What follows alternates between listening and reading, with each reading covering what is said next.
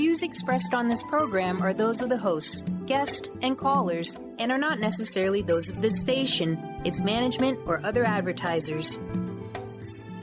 You're listening to Transformation Talk Radio.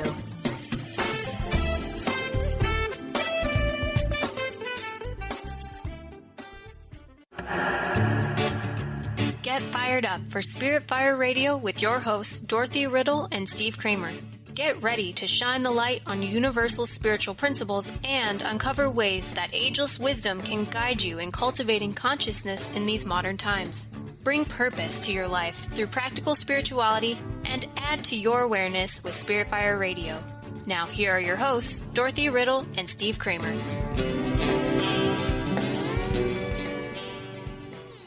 Hello, listeners. Welcome to Spirit Fire Radio. We are delighted that you're joining us for this show on right action. I'm joined with my delightful co-host, Dr. Dorothy Riddle. Hi, Dorothy. Hi, Steve. How are you doing? I'm feeling great, and I'm excited about our show. It's going to be fun. We're going to do a bit of a review. So today we're going to talk about right action in relation to the topics we've covered thus far. Essentially, this show is about right action. It's how can you apply spiritual principles to your everyday life. And we've talked about so many really interesting subjects so far. Who are we as humanity?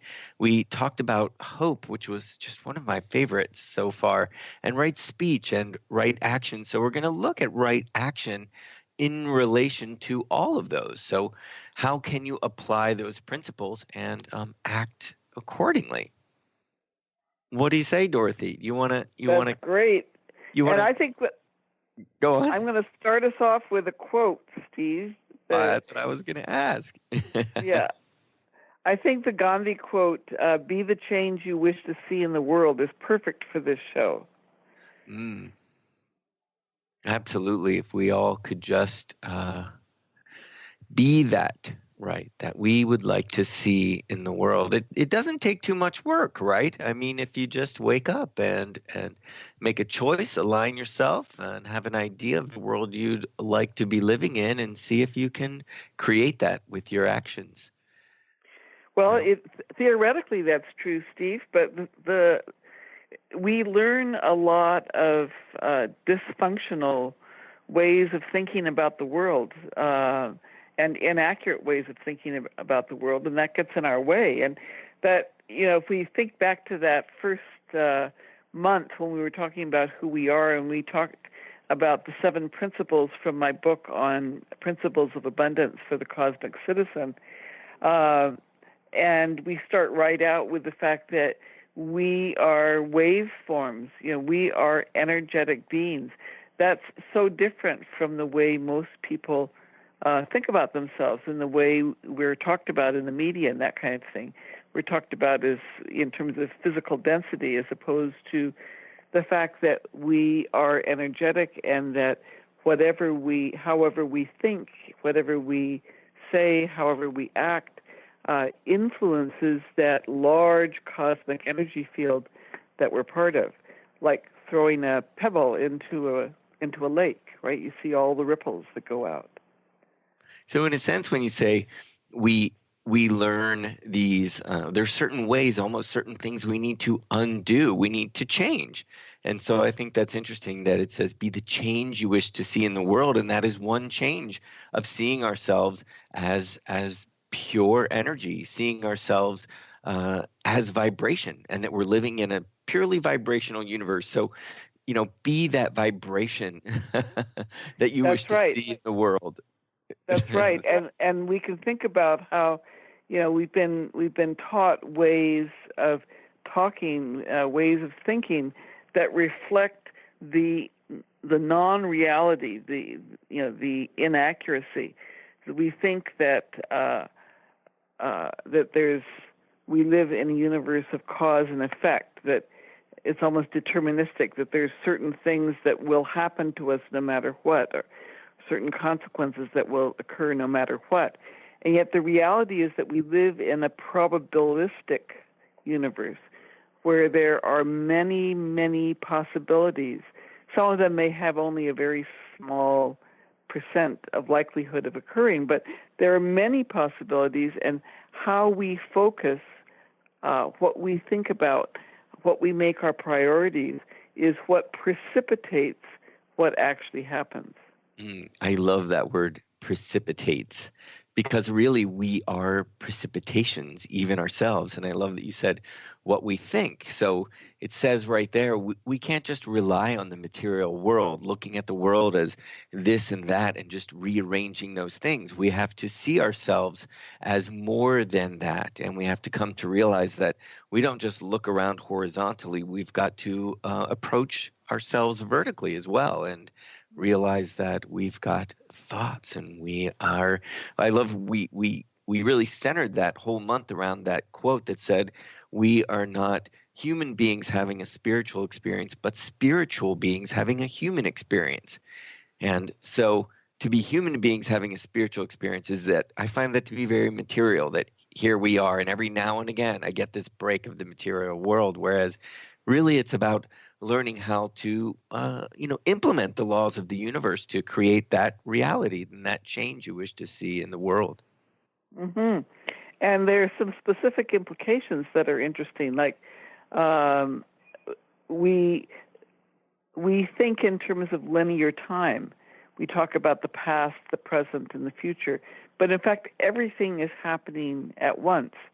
And it is literally possible to heal the past. The past exists for us right now in our thoughts and our emotions, and we can heal that with ourselves and others. It's not that it's in the past and nothing can be done. Yes. Control of our lives again. I love thinking of it in quantum terms too. I love this idea that any situation is out there as a possibility and a potential, and it's just a matter of us aligning and finding these cooperative parts to come together to make that our reality.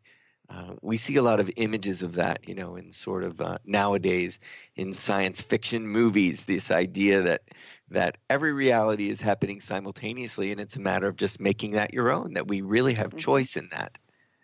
We do have choice, and that's exciting. It also carries with it a tremendous responsibility, Yes. because if we check out, no matter what we do, even by not doing, we have an effect, right? Right. We have to participate. That's right. Which is another one of the principles we talked about. That's right. And there's a quote that we referenced at one point. I don't remember who it's from, but life is not a spectator sport. Yes. It's our reality here and now. But I think one of the most challenging aspects of this, Steve, at least for me, is the implication that we are all interconnected. We are all part of this energy field. And we're so used to thinking and talking about ourselves as separate individuals that can choose to do things without regard for the impact that it may have on other people. But the reality is that we are interconnected. We're all part of this same energy field. That means that even people that I don't like very much, right, I am related to them. I'm linked to them. And so there's, I need to think about, so what's my responsibility in that regard? Yeah, it's very complex.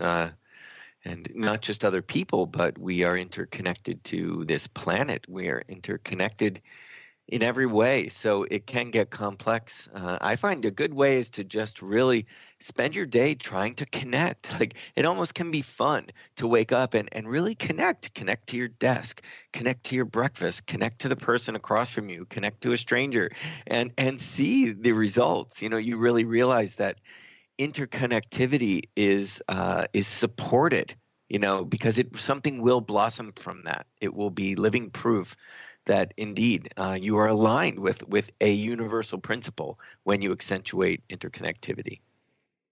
That's right, and we can link that then to one of the principles, non-duality. that in fact our world is not dualistic, but we have lots of imagery and language that we use that is dualistic. It's either or, that creates only two options instead of seeing that there's this whole continuum of different types of options. Oh. And so every time we use that kind of dualistic imagery, we're separating ourselves from others, from some other group, and yet we are all interconnected. And we seem to revel in that, as culture. Goodness gracious, you see sports teams being, revered and celebrate in ways that sometimes just shock me, that you want to enter this arena that is really about win or lose and this team and that team. I'm going to sit on this side and you sit on that side. It's interesting how I'm talking about undoing, or we sort of drink the Kool-Aid of just it's a given, and we fall into line with that. And really, if we can make choices to other choices. I've always found really heated athletic games to not feel good to me personally. So, yeah. Well, I think it depends on the attitude that's brought to it. Competition can be really helpful in terms of stimulating you to perform to your personal best. But that's a different attitude than, number one is great and everybody else is a loser. That's that dualistic perspective. Well, and interesting, I was only thinking of the fans. I say athletics, but I should have said athletic fans. Well, and that brings us to another one of the principles, which is, we talk about life as being competition, but in fact, cooperation is the basic dynamic that we live through and that we grow through. And if we think about our bodies, our bodies are networks of cells that cooperate and organs that cooperate with each other. In fact, if they don't, we die. So cooperation is a very fundamental principle in our lives. It's everywhere. I mean, you just look out into the world and you can't believe that it's still spinning, it's still going, even as much as we sometimes feel like we're pushing against it. But it shows that abundance is everywhere. Your book, Abundance for Us All, Enough for Us All, is about abundance. And it's the abundance is the result of cooperative components coming together to make more. Mm-hmm. So cooperation is big for sure. There's one more, I believe, that we left out, and we're going to use it right now because we have to be adaptable, because we're going to go to a break. When we come back, Steve. We'll talk about adaptability in 1 sec. We'll be right back.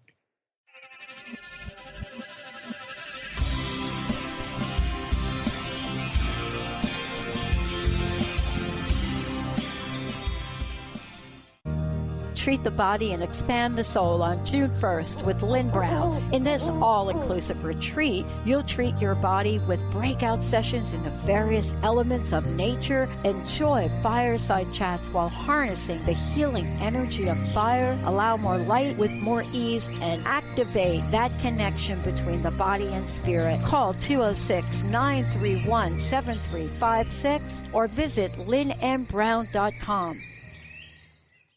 Do you feel that there's a bigger, better life for you?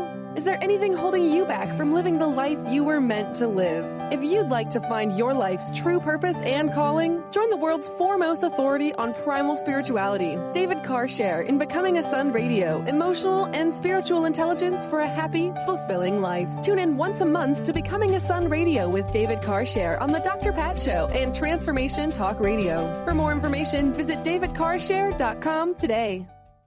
Brand consultant Jen Morgan is here with Radically Distinct Radio to help you take control of your future and maximize your brand's power to produce results. Whether you're an individual trying to reinvent yourself and launch a new venture, or you're an executive trying to reposition your company to modernize your sales and marketing programs, Jen Morgan and the RAD Method empower you to play to your strengths and show up in the world as your most powerful brand. To learn more, go to jenmorgan.com. That's Jen with 2 N's, Morgan.com, or call 206-972-5366. Chris Stanis is a spiritual leader and healer and teaches a course on how you can transform your life through a meditation and healing system that will manifest your spirit's dreams. She manifested the Women of Wisdom Conference, the Women of Wisdom book, and this radio show. And she can show you how to change your life too. Are you ready? Visit the website and contact her at voicesofwomentoday.com. That's voicesofwomentoday.com. Curious about the meaning of life? Do you want to deepen your spiritual practice? The School for Esoteric Studies offers online training to spiritual seekers from all paths of life and individual coaching. Our courses synthesize Eastern and Western spiritual traditions based on meditation, study, and service applied to everyday life. The school also organizes group meditations each year to benefit humanity. Whether you're just beginning to reflect on the spiritual side of your life or are a more experienced spiritual seeker, the school warmly welcomes you to join our group. To learn more about our courses and services, please visit esotericstudies.net. That's esotericstudies.net.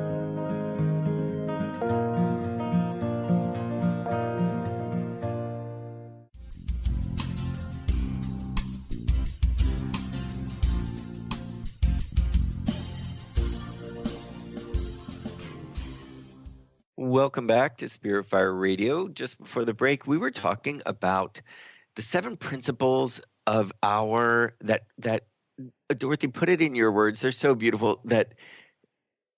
Well, they are who we are. They are the principles. They underlie. That's what I was looking for. Right. That underlie how our universe functions and how we relate to each other. Right. And they're amazing. I mean, I have sat with these for over a year, and I come back to all of them. So interesting. We're all interconnected. Participation. The world is nonlinear, non-duality, and cooperation. We just talked about being adaptable, and that is one that is so interesting. We talked in the first show about Darwin, that really it's not survival of the fittest, it is survival of the most adaptable. And that's a pretty huge change, don't you agree? Yes, it is. And part of what it clarification, rather. Well, part of what it underscores is that life is a series of continual changes. Mm-hmm. It's not static, and we have to be nimble. We have to be able to adapt. And also, one other principle that we didn't name specifically, Steve, was interdependence. We can't solve things on our own. We have to think about not only their influence on our actions, influence on others, but how we can work with each other towards the best possible solution for the common good. Right. And that requires adaptability, right? That requires so many of these. What's beautiful about these principles is that they all work with each other, and together you can see how they create this beautiful holistic view of who we are and how we can move forward. It does speak quite a bit about right action. You can put an action to each one of those and say, am I moving toward, am I working in line with that principle? And generally, I would say you're moving in the direction of evolution, meaning That's expansion, right. That's right. Yeah. So our next month, that was February. Then we moved on in March to Hope, which adaptability and change. You mentioned change. That was something we talked about quite a bit, was that change is inevitable. And, that requires creating options. It requires being somewhat flexible, and it requires a good attitude. You've got to be, I wouldn't say you've got to be, but it is helpful if you're hopeful, if you've got a good attitude, that you really can watch your world really, that the first quote that you said, which is be the change you wish to see in the world, well, be optimistic about the world you'd like to see and act from that place, and it begins to show itself. That's true. And one of the things that we talked a lot about when we were talking about hope is that hope is more than optimism. A lot of times people think of hope and optimism, believing that everything will be all right, as synonymous, but being hopeful actually has an action component. And just to remind listeners, or share with listeners who weren't with us during that month, hope also includes a goal focus, the ability to set realistic goals and goals that matter to us, that reflect our values. Seeing multiple ways that we can achieve that goal.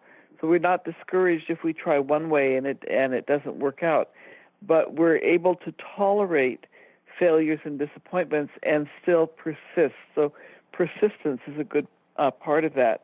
And then there's the belief in oneself, self-efficacy, believing that we can succeed, that we will succeed. So all of that is part of hope. And Dorothy, I love, as you were speaking about those, my sense was that they generate hope.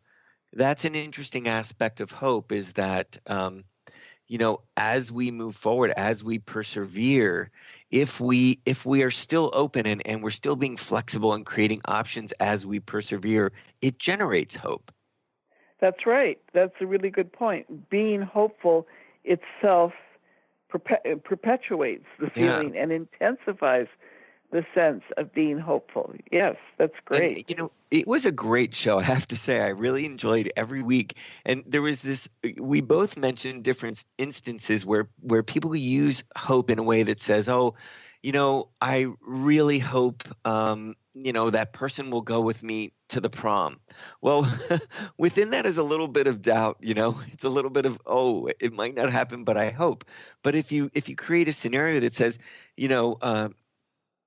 I really enjoy this person, and we've gotten along for so many years, and I feel a special connection with them, and I would really like to take that further, and I feel that this person would enjoy, a different experience with me, one where we're celebrating our connection, and I've asked them to the prom. That's hopeful. Right. Very different That's scenarios. Great. I love it.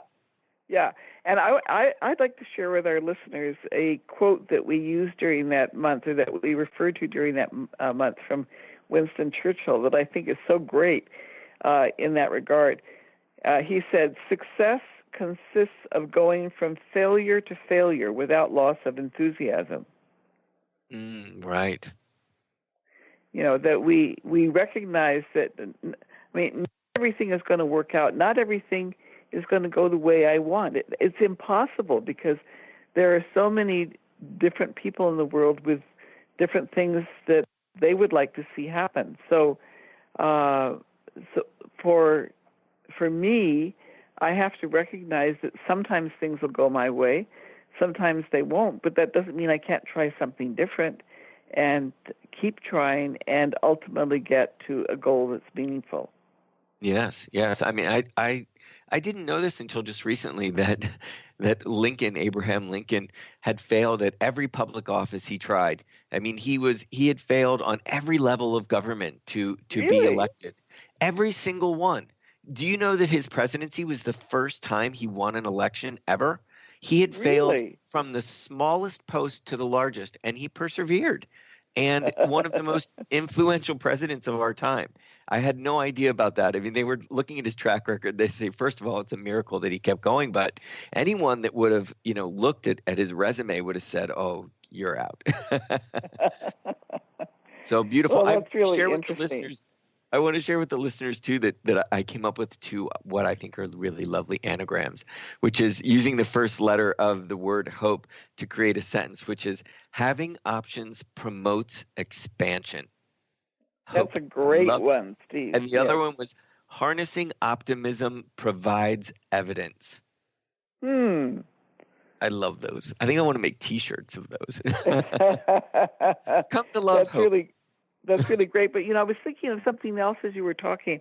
We talk about the flexibility of seeing multiple ways to get to the goal. Part of that flexibility is allowing the goal to change and adapt as you go along. Mm-hmm. Because you may see a way of framing where you want to go that's slightly different and more inclusive, works better, all of those kinds of things. So it's flexibility not only about how we are acting, but what we are moving towards. And staying open, right? And just staying open and not understanding that you have the choice to respond to the situation, and that choice can be by observing it, taking stock of what you learned, and perhaps trying something else. Right. Absolutely. There's that we had talked about Viktor Frankl, who wrote a book called The Meaning of Life, and he was a survivor of the Holocaust. And he says in his book, a beautiful, amazing book, says, "Forces beyond your control can take away everything you possess except one thing, your freedom to choose how you will respond to a situation. You cannot always control what happens to you, but you can control what you think and feel and what will you do about that which happens to you." So that's hopeful, that yes. There is freedom. We are born with freedom to choose how we respond to a situation. And that is part of what we're talking about when we talk about right action. Yes. Right? Because if we respond with despair, if we respond with anger, with hate, that's not right action, right? Because that's going to lead us down a path that's very divisive. But understanding that you can't make me feel a certain way. Only I can make me feel a certain way by the way in which I think about and reflect on what's happening for me and in my environment. Yes. And so much of that has to do with the way we approach a situation and the thoughts that we have got surrounding them. As you say, be the change. Often it involves change. Sometimes we get stuck in a pattern of thought that does not serve us well. And being able to observe and to watch how we respond to a situation to see if we are responding. Actually, I love the difference between responding and reacting. If we're reacting to a situation, usually we're in contraction in some way. We're in resistance. And then watching what you say, right? Because when our thoughts become language, when they become words, they've got weight because we've set our vibration. If we live in a vibratory universe, once we put to speech, we've actually created a form because we've put an actual vibratory wave to that thought. And so right speech was the next segment. Anything else about hope? We're going to go to a break before, we have a few seconds left, and then we'll go on to right speech. Anything else about hope? Well, I was just going to say that I think sometimes people stop being hopeful because they focus on what they're doing, the method that they're using to move towards a goal, and they get discouraged instead of thinking, is this a worthwhile goal? Yes, it still is a worthwhile goal. So how can I modify? How can I act differently to move forward? And that's part of what hope is all about, is providing us with that sense of options. Yeah, keeping momentum going. You could hear it when you said, is this the right goal? Is this what I want to do? You can hear that generating momentum just in your energy, even though that was just something you didn't have anything attached to it. I could still even hear in your voice that it's creating momentum. So if you can just stay focused on that, and then that momentum will bring opportunities and will usually provide evidence, as we said. You'll see options, they'll appear before you. Cool. So we're going to go to a break, and when we come back, we're going to talk about right action and right speech. They are bosom buddies.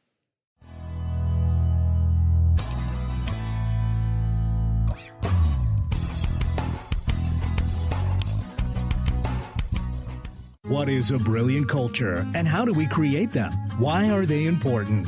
Claudette Rowley has created a breakthrough 5-step process to help you align your culture with your business strategy for exceptional results. Looking for a culture that drives organizational excellence? Listen to Cultural Brilliance Radio, the second and fourth Friday of each month at 10 a.m. Pacific and 1 p.m. Eastern on Transformation Talk Radio. To learn more or work with Claudette, visit culturalbrilliance.com.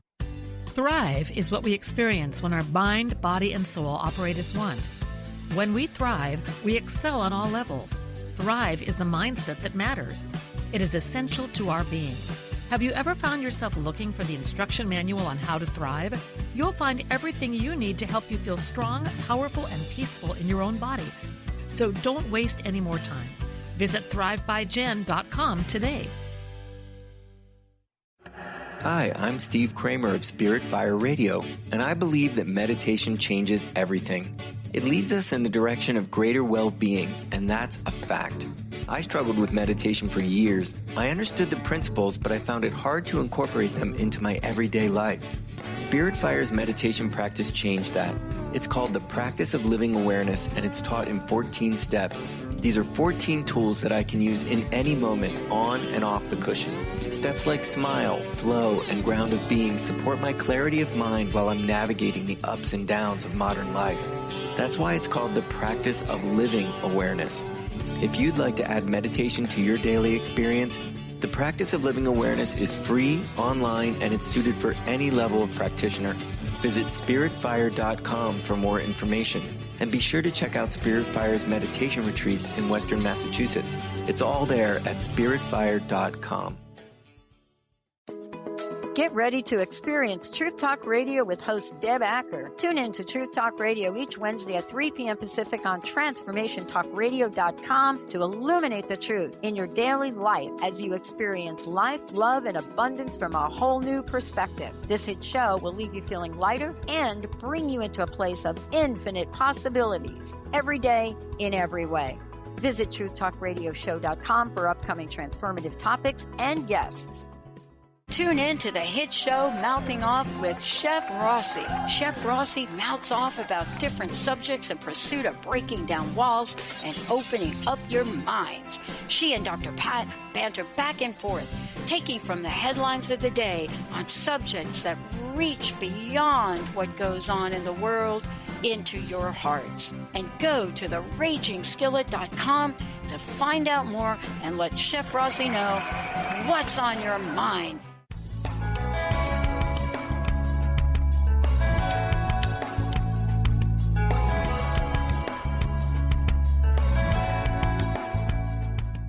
Welcome back to Spirit Fire Radio. I'm totally enjoying this show and a review of all that we covered. Dorothy, we have really covered we've had quite a rich show thus far, don't you think? I mean, really beautiful subjects and taking them to places where I must say personally I have not gone before with them. So it's just been a real treat. I feel the same way, Steve. And I'd like to share with our listeners that this treat is coming to everyone because of a conscious collaboration between our two organizations. I am on the air representing the School for Esoteric Studies, and Steve's on the air representing Spirit Fire, and we're both educational nonprofits focused on spiritual living.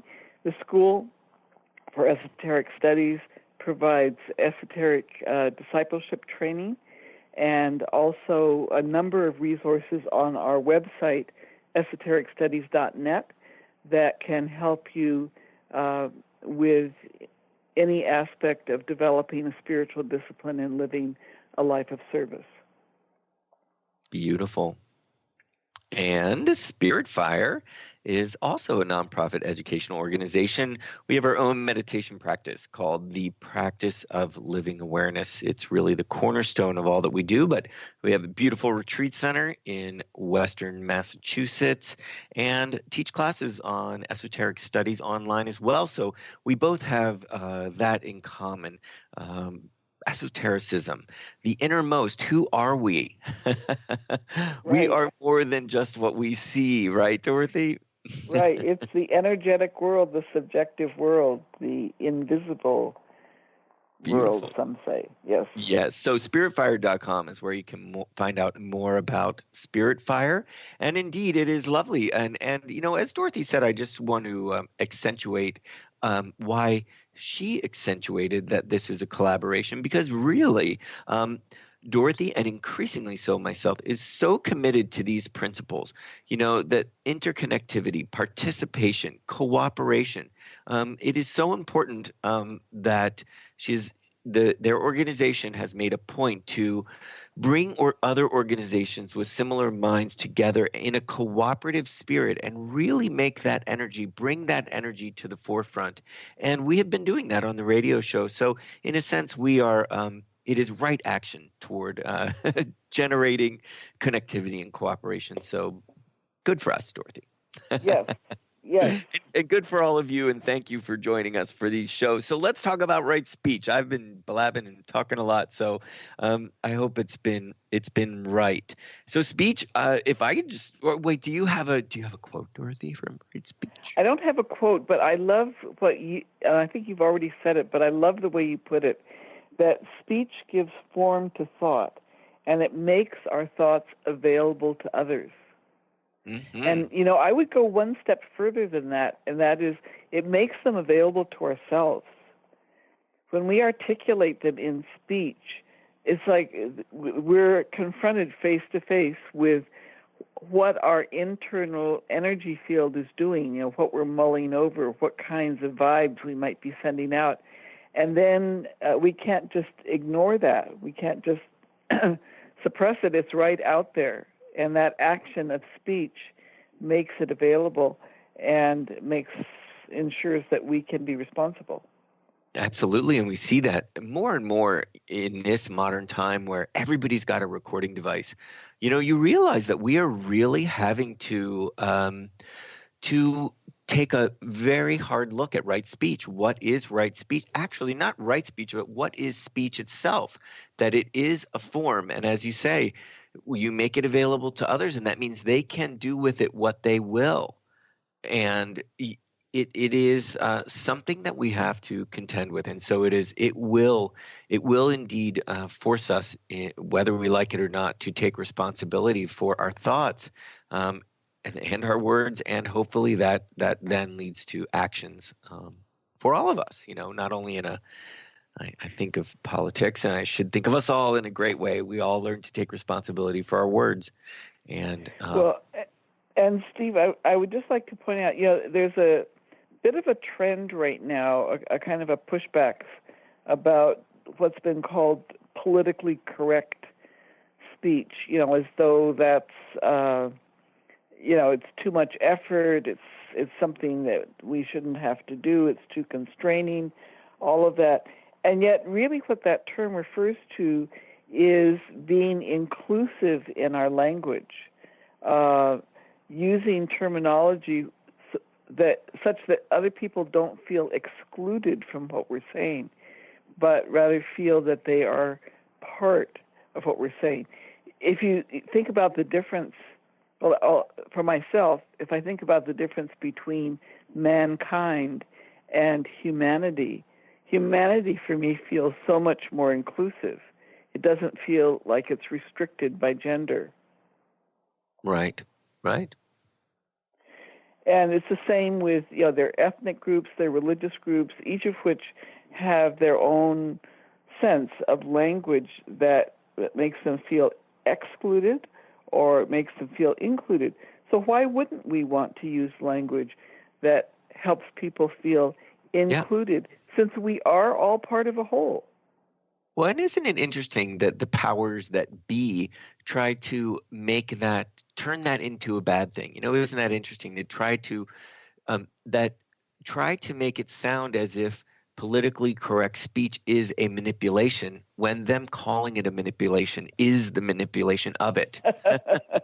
It's just one of those conundrums these days where those that are doing exactly what they're talking about not doing are doing it better than anybody else can do it.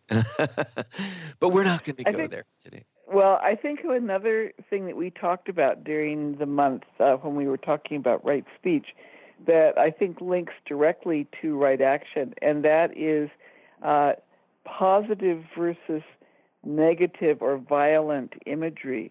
I mean, we know, although some groups try to disregard it, but speaking as a psychologist, we know that exposure to violent video games and other forms of violence affects people.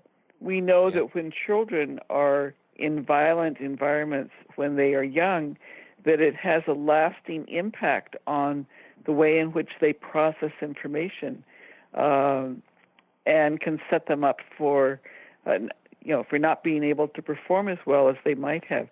So what we take in actually affects how we function and also how we act.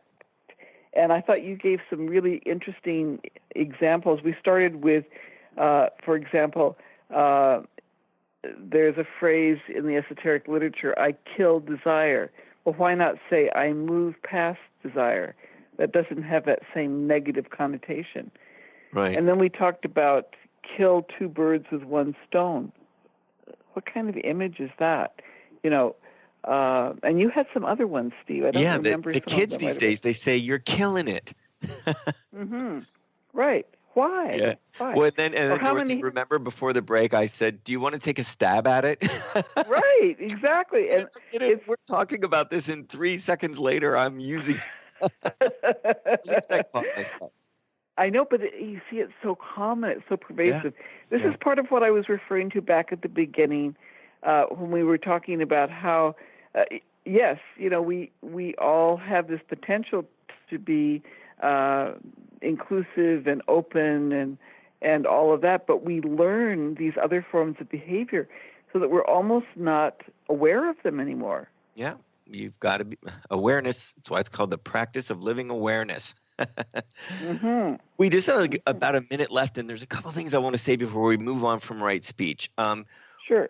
One was really for listeners. If there is a segment we talked about, what do you do when someone is telling a really awful joke or an offensive joke or someone is demeaning another person in front of you? It is really something to think about. And, find that segment if you didn't hear that. Look back.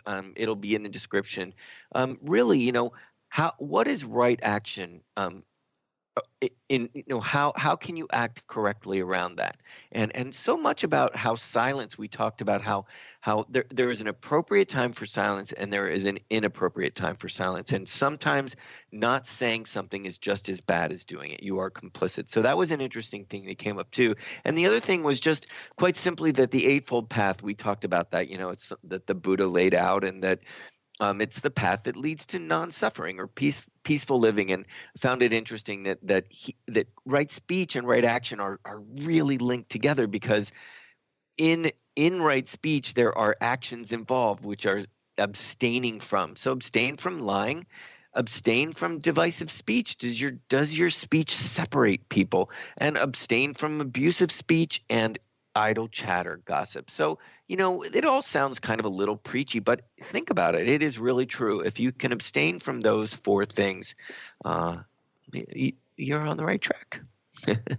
Yeah, and I'd like to underscore the whole issue of rehearsal, because it's hard in the moment to come up with the appropriate action, but you can think about awkward situations like those jokes that you were referring to, and you can rehearse ahead of time with yourself or with friends. What are some options? What could you say that would be right action as opposed to action that just perpetuates the injury to somebody else? That's great advice, Dorothy. I always appreciate when you take it the next step further, because you're so right. And how beautifully cooperative is that to sit with your friends or your brother or your parents or somebody to say, or your kids, and say, often they're wiser, to say, I'm in this situation and this was the joke that was told. I want to try out a couple scenarios to see if I can say something back and it sounds right. If I want to be able to get the point through, I want them to hear me and not just push me away in resistance or write me off. So great advice there. Mm-hmm. Mm-hmm. Cool. And I want to just very quickly credit my parents, who, whenever we were in difficult situations as children or we did something that we really shouldn't have done, always sat with us and said, what are other ways that you could have handled that? And they always pressed for 2 or 3 or 4 or 5 ways instead of there's just one right way. Oh, nice. Wonderful. Well, hats off to your parents. Fine job. We're going to go to a break. We'll be back in a minute.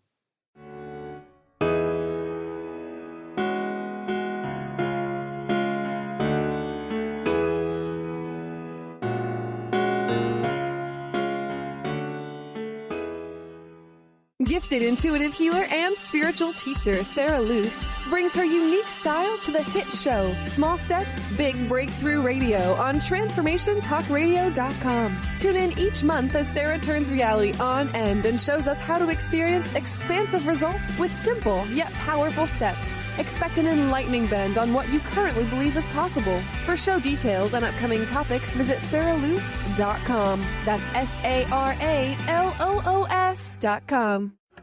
Awareness is universal. Establishing a living awareness through meditation brings peaceful, healthy, and creative well-being into your everyday life. The practice of living awareness, Spirit Fire's own meditation practice, is built on this belief and is designed for every level of practitioner. Each year, Spirit Fire hosts living awareness meditation retreats that allow you to explore the practice in depth at our retreat center in beautiful Western Massachusetts. Introduce yourself to meditation and the practice at the Foundation's retreat. Attend, in silence, a silent meditation retreat focused on mindfulness, presence, and nature, or be engaged with the meditation sittings themselves at the Deepening Retreat. Start adding to your awareness and attend a meditation retreat designed to cultivate consciousness in your everyday life. For details on attending a Living Awareness meditation retreat, visit upcoming events at www.spiritfire.com. Are you feeling stagnant or blocked in your love life, career, health, or finances? Experiencing difficulty focusing or setting and achieving goals? Tune in to Spiritual Diagnostics Radio with psychic visionary healers Carol Dorian and Justice Welling. Discover the cause and effect of unwanted patterns in life. Tune in every Tuesday at 12 p.m. Pacific on Transformation Talk Radio. For more information, visit spiritualdeed.com. Be you plus live your purpose equals joy. That's the motto of Unstuck Joy with Vicki Todd.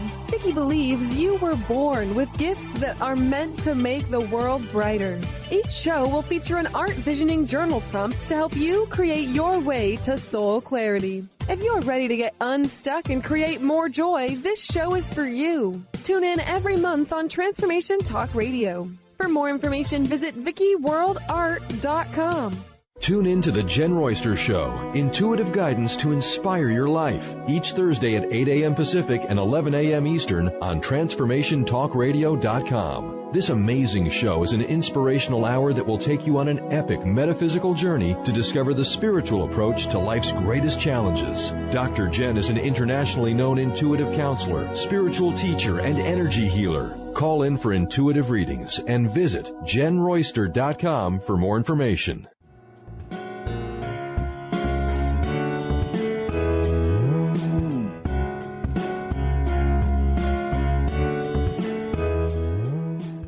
Welcome back to Spirit Fire Radio. It's been lovely conversation. We were just talking about the relationship of right action to right speech. And there was one point that, Dorothy, you mentioned you wanted to bring up for sure before we move on. Yes, when we were talking about right speech, we were talking about the ways to evaluate what it is that you were going to say. And there were three kind of criteria. Is it kind? Is it true? And then is it necessary? And I just think that that's really helpful to think about, to kind of evaluate what you're about to say against those three criteria. And I honestly think that those criteria work in a lot of situations. They actually work in right action. They work in right action's relationship to right action.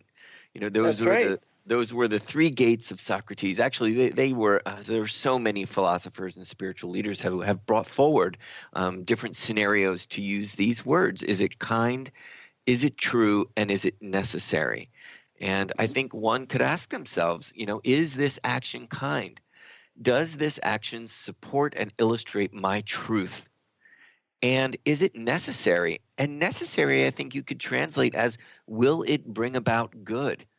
Is it necessary to this situation? And that, to me, if it's unnecessary, it usually means it's just selfish and self-fulfilling. And then that means probably, I don't know, maybe it's not necessarily, unless it's going to teach you some pretty big lesson. Yeah, but then we can link to that quote from Edmund Burke: "The only thing necessary for the triumph of evil is for good people to do nothing." Mm. And so that to me relates back to what we were talking about with right speech, where sometimes silence is the most appropriate, but sometimes silence simply condones an evil. Yes. And it's necessary to speak out, and it's necessary for us to act. That's why right action is so critical. Yes, and there's that quote, idle hands are the devil's workshop. I saw Alien, and that was a big quote in the new Alien franchise. It was a really beautiful moment, and you thought, oh, yes, idle hands really do. That is the devil's workshop. It makes me think of people who don't vote. Listen, you have just got to vote. I mean, we can take all of the evil and the devil out of it, but what it's saying is that you have no control. And if you are a good person, if you are kind and you are truthful and you are doing your best, or you would like to see, a more harmless, a more supportive world, you can't just think that, because the people who are working against that notion, they're out there doing it. They're building their empires and walls and what have you. And you've got to get out there and express yourself and do something, participate. Mm-hmm. And the thing is that right action, I think we need to acknowledge that right action is not always the popular choice.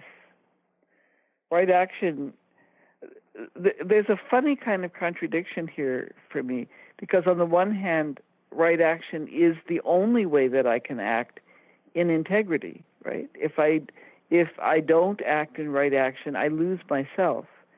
And yet, if I act in a way that I believe is right action, it may be something that other people criticize me for, or think that I'm being foolish. Or act out. Yeah, which reminds it makes me think of the civil rights movement. When you were saying that, it just makes me think of the civil rights movement, that deep in your soul that the action is right.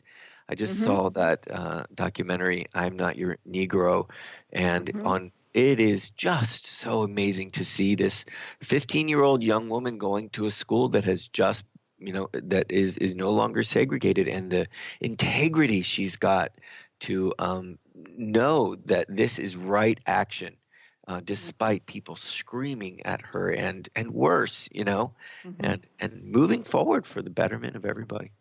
Mm-hmm. And there are lots of popular choice where she lived. That was not a popular choice. No, and there are lots of examples where we can look back historically and we can see that it was only because people took unpopular stands that a social injustice was corrected. That it took that action, and so, and partly it's action for the good of the whole, not action for my comfort or for feeling good for myself. Yeah, and really, isn't that, Dorothy, what we always come down to as the bottom line of this show? And I will not say beat a dead horse. No. Sorry, that was not even, I shouldn't have done it, but it was there. But we will often come back to this choice of, are your actions, are they selfish? Are they for only you as an individual, or is there an awareness of group? Is it for the greater whole? And we come back to that time and time again, and that it's quite a bit to do with our spiritual endeavors. Yeah, and another concept that we've talked about this month that I think is important is the moral compass. That we are actively developing our own internal sense that we can use to say, no, I don't think so. Or, yep, that's right on the mark. That's exactly what I need to be doing. Yes. Yes. And I think it's a beautiful way to lead into the topic for next month, which I'm looking so forward to. It's a topic that reminds me of the topic of hope, and I really look forward to getting into it because it's sort of a concept, and that is goodwill. We're going to talk about goodwill. So, the moral compass is very important, and this understanding of the group and understanding of the self and others and all of the principles that we've talked about, right action. Right action really does become goodwill in a sense, is what I would say. Mm-hmm. So, Dorothy, just a few seconds left. This show went so fast. It was really fun. It was, Steve. So, listeners, can I just tell them quickly about the website? So if anybody has any questions, or goodwill is going to be such an interesting subject. So if you have any questions about goodwill, write to us at send an email to spiritfireradio@spiritfire.com. We'd love to hear from you. And other than that, we will be back next Wednesday. Dorothy, any final goodbyes? No, just that it's a pleasure doing this show with you, Steve, and I look forward to it every week. Wonderful. So esotericstudies.net and spiritfire.com is where you can find out more about our organizations, and spiritfireradio.com about our upcoming shows. Thank you to Justin, our producer, and we'll be back next week. Thank you for listening to Spirit Fire Radio. Tune in each Wednesday at 9 a.m. Pacific, 12 noon Eastern for your weekly guide to purposeful living and practical spirituality. Join hosts Steve Kramer and Dorothy Riddle as they shine the light on universal spiritual principles and uncover ways that ageless wisdom can guide you in cultivating consciousness in your everyday life. Add to your awareness with Spirit Fire Radio. To learn more, visit spiritfireradio.com.